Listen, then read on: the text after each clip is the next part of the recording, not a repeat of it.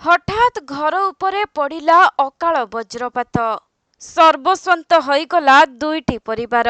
वज्राघात घटी चारि बखरा घर परिवार लोकंक आखि आगरे जली पड़ी पाउंस होई जाइछि।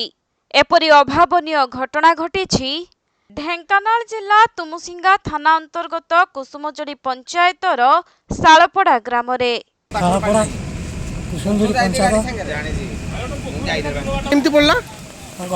बसी चढ़क माइला बहु थिला झील थिला माँ थिला हम समस्ते बसीचु चढ़क माइला घर भर निआना बाहर चढ़क माइला छुआ पिला धरिक पलैलु किसी नहीं 17 संपत्ति कौन थिला चाउल धान सब मिलिथिबा सूचना अनुसार वज्राघात जोगु ग्रामर कीर्तन नायक एवं चैतन नायकंकर लक्षाधिक टंकार संपत्ति जली पड़ी नष्ट हो जाइछि। एपरिकी घरे थिबा धान चाउल समेत घरर समस्त आसबाब पत्र नियारे जली पड़ी पाउंस हो जाइछि।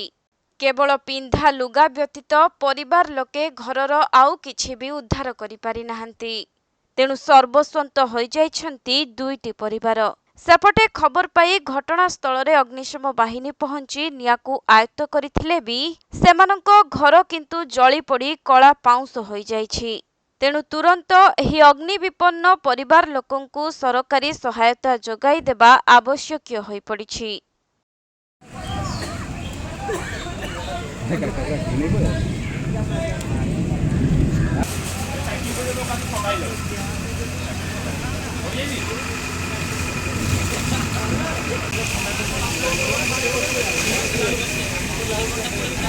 ଆମ ଆଡେ ଟିକେ ଉଠେଇ ଦିଅ ଲୋକ ଆଡେ ଦେଖୁଛୁ ବୁଲି